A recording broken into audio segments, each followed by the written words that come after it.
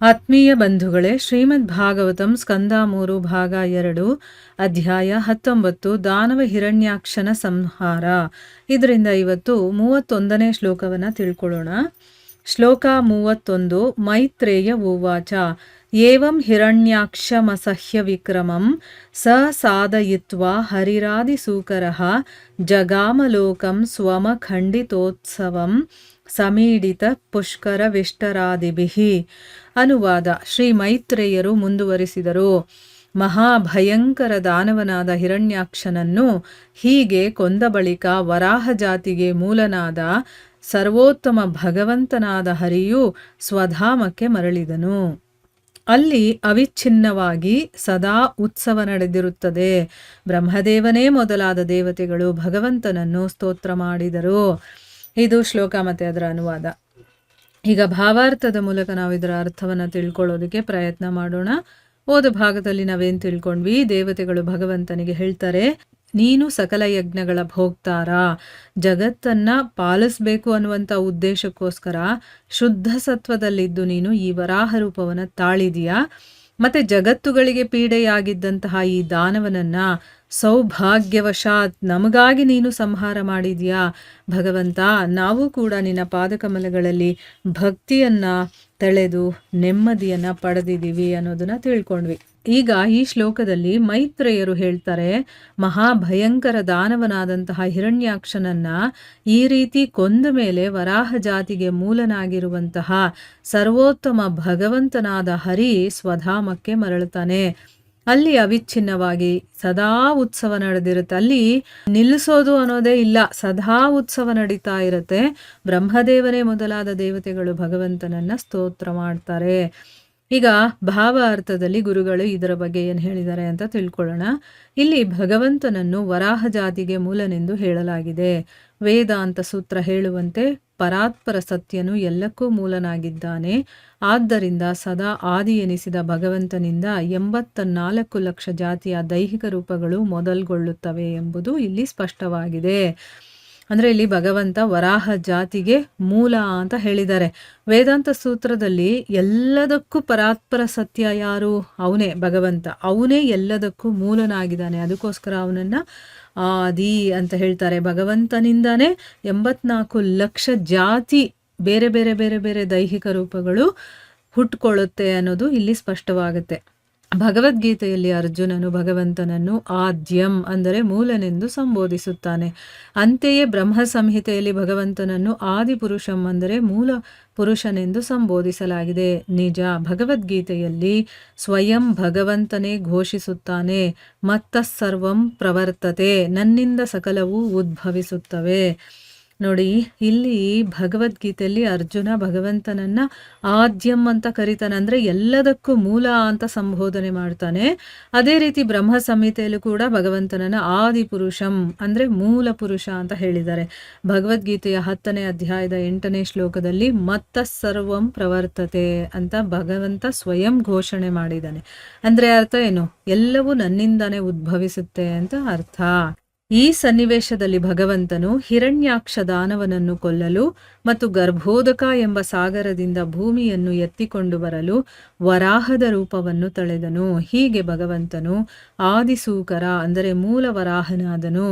ಐಹಿಕ ಜಗತ್ತಿನಲ್ಲಿ ವರಾಹ ಅಥವಾ ಹಂದಿಯನ್ನು ಅತ್ಯಂತ ಅಸಹ್ಯಕರವೆಂದು ಪರಿಗಣಿಸಲಾಗಿದೆ.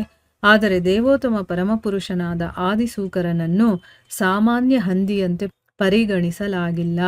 ಬ್ರಹ್ಮದೇವನೂ ಇತರ ದೇವತೆಗಳೂ ಕೂಡ ಭಗವಂತನ ವರಾಹ ರೂಪವನ್ನು ಸ್ತುತಿಸಿದರು. ಇಲ್ಲಿ ಭಗವಂತ ಹಿರಣ್ಯಾಕ್ಷ ದಾನವನನ್ನ ಕೊಲ್ಲೋದಕ್ಕೆ ಆ ಗರ್ಭೋದಕ ಸಾಗರ ಇರುತ್ತಲ್ಲ, ಅದರಿಂದ ಭೂಮಿಯನ್ನ ಎತ್ಕೊಂಡು ಬರೋದಕ್ಕೆ ಅಂತಾನೆ ವರಾಹ ರೂಪವನ್ನ ತಗೊಳ್ತಾನೆ.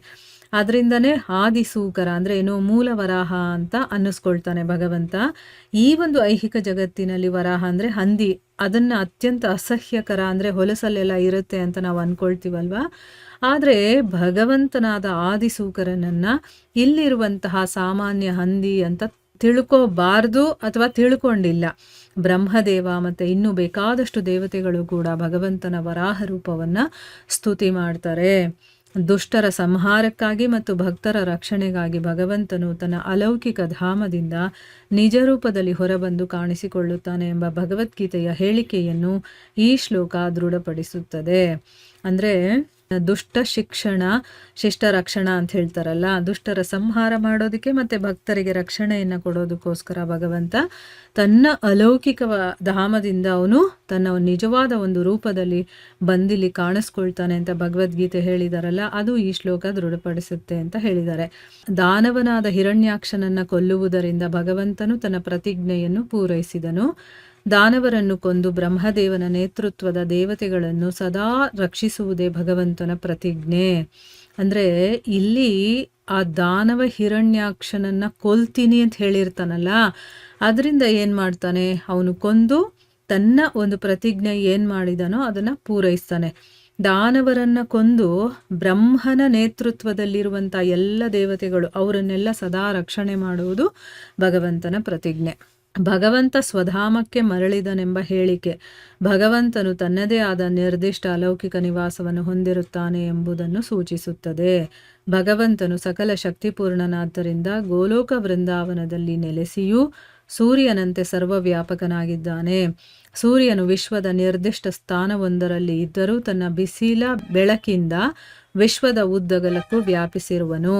ಇಲ್ಲಿ ಭಗವಂತ ಅವನ ಕೆಲಸ ಮುಗಿದ ಮೇಲೆ ಸ್ವಧಾಮಕ್ಕೆ ಮರಳಿ ಹೋದ ಅಂತ ಹೇಳ್ತಾರಲ್ಲ, ಹಂಗಂದ್ರೆ ಭಗವಂತನಿಗೆ ತನ್ನದೇ ಆದಂಥ ಒಂದು ನಿರ್ದಿಷ್ಟ ಅಲೌಕಿಕವಾದಂತಹ ನಿವಾಸ ಇದೆ ಅನ್ನೋದು ನಮಗಿಲ್ಲಿ ಗೊತ್ತಾಗತ್ತೆ.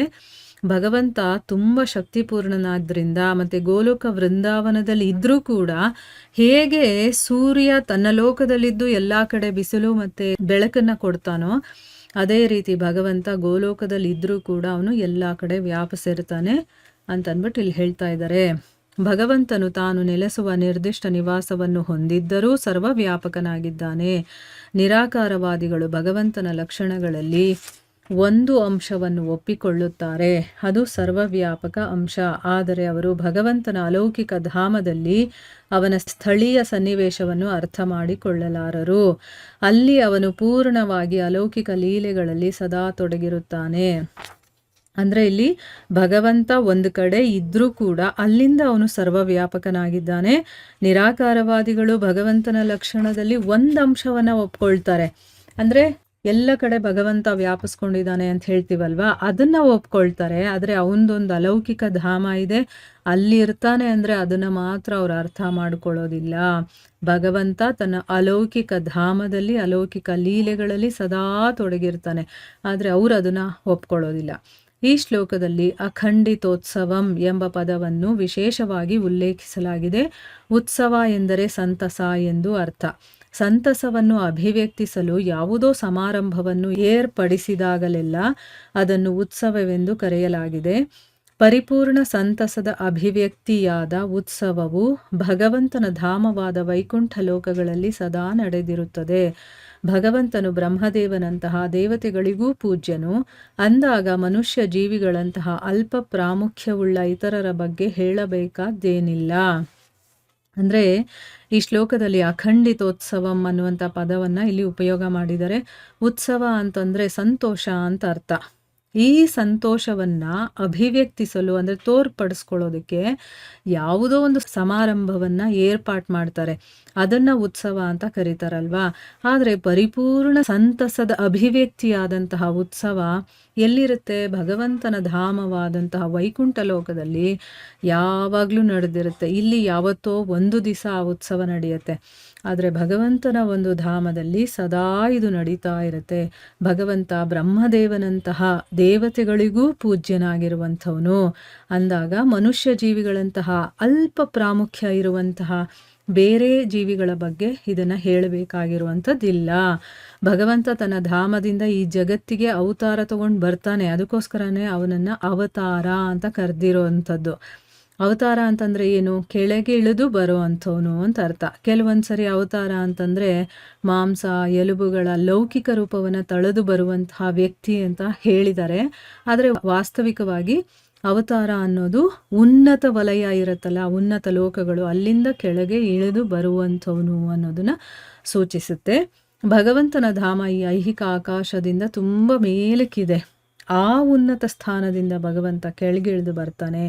ಹೀಗಾಗಿ ಅವನನ್ನು ಅವತಾರ ಅಂತ ಕರೆದಿದ್ದಾರೆ. ಈಗ ಭಗವಂತ ಇಳಿದು ಬರೋದನ್ನ ಅವತಾರ ಅಂತ ಹೇಳೋದು, ಅದು ನಾವು ಅರ್ಥ ಮಾಡ್ಕೊಳ್ಬೇಕು ಅಂತ ಇದರ ಅರ್ಥ. ಇಲ್ಲಿಗೆ ನಾವು ನಿಲ್ಲಿಸೋಣ. ಹರೇ ಕೃಷ್ಣ.